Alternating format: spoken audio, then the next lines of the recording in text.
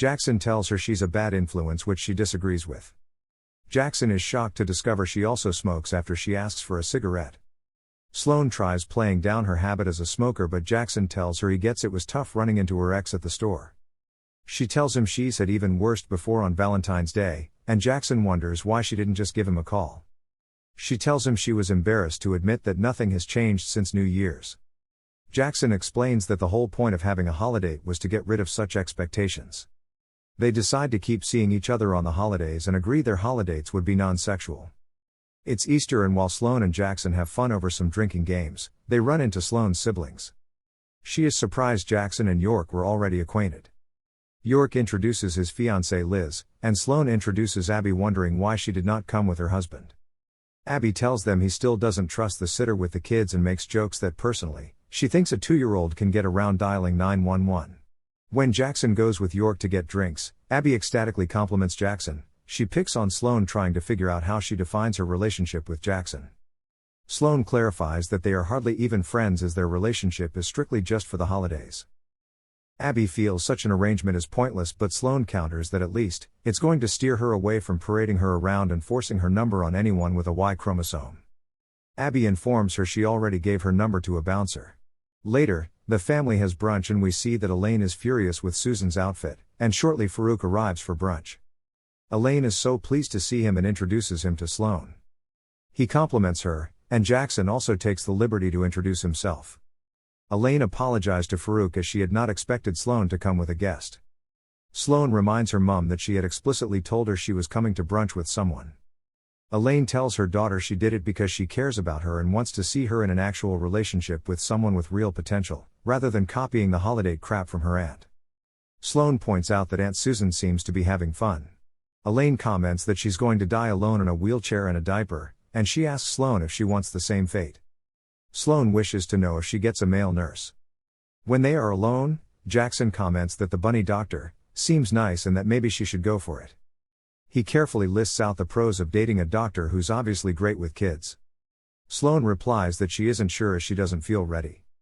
Jackson points out that it's been a year since their last relationship, and she tells him women need time to process heartbreak, but men just dump them and move on.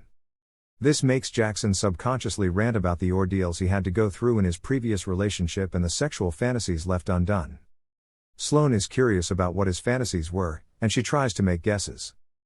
Jackson tells her to stop, and that just because she doesn't have a sex life of her own, doesn't mean she can poke into his. Sloane counters that she has a sex life. He asks about the last time she had sex, and she returns the question, and Jackson replies Thursday. Sloane reminds him that the number 1 holiday rule demands no judgments. Jackson apologizes and tells her, her lack of a sex life is none of his business. Sloane faults him for trying to get in her head so he could eat her cookies. Jackson replies he doesn't want her cookies, and Sloane sarcastically comments that she forgot he doesn't find her attractive. She goes further to let him know it's his loss, as she's fantastic in bed. Jackson also sarcastically agrees with her, reminding her she said she had started stroking eggplants at 12. Sloane explains that doesn't make her a slut, as she has the raw talents and gifts to satisfy her partner. The rest of the night gets blurry, and Jackson and Sloane wake up the next morning with no idea what they had done with themselves all night. He tells her they might have slept together, but Sloane is in denial. It's Mother's Day, and Elaine continues to question Sloane's poor life choices. She tells Jackson to quit wasting her daughter's time with the holiday crap and that they should quickly consummate their relationship and make it official.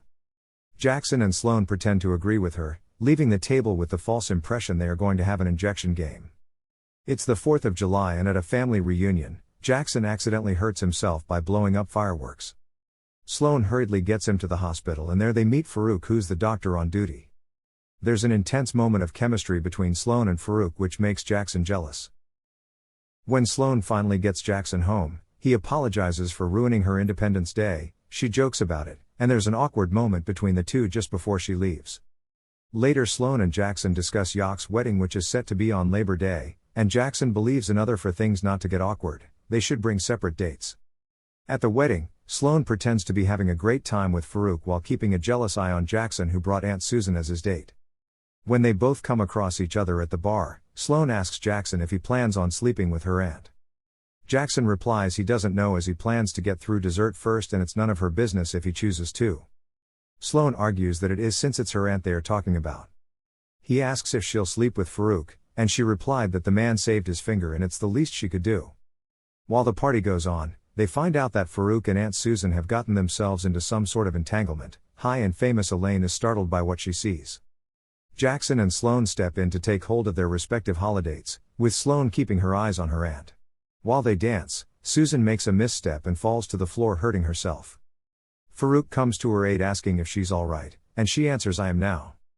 He carries her in his arms, and they go to get some ice. Sloane and Jackson decide to stick together for Halloween. It's Halloween night and while the kids trick-or-treat, Sloane finds it incredibly difficult to get into her Halloween costume. She wonders when Halloween went from dressing like a princess to dressing like a whore, and she blames Jackson for getting her such a ridiculous costume. At the party, Jackson is dressed up as Jack Sparrow and he tells his friend Neil, who's dressed as a panther, he looks ridiculous. Sloane and Abby soon meet up with them, and Sloane introduces Abby to Neil. Neil gives her a perverted compliment, and Abby, who's not feeling him, leaves, and Neil goes after Abby, freaking her out. Farouk and Susan enjoy each other's company at the Halloween party, but Liz feels the party is a complete disaster as the place is overflowing with dry ice. Jackson disagrees, stating that it's fun and scary while complimenting her Halloween costume. Liz reveals that she and York had planned to come as Cleopatra and Mark Anthony. Sloane and Jackson fail to see any resemblance. Luke and a pregnant Felicity show up at the party, and Sloane is mad at Liz for inviting them. Felicity tells Sloane she loves the slut costume, and Sloane replies that she loves her fake belly costume, not realizing Felicity is actually pregnant. Felicity informs her that she's due in 2 days. Luke also comments that he couldn't keep her at home. Felicity recalls that she's told him the baby isn't going to change their life. Abby exclaims, thinking she must be joking. Sloane pretends to be happy about the situation, not failing to congratulate the couple a few times.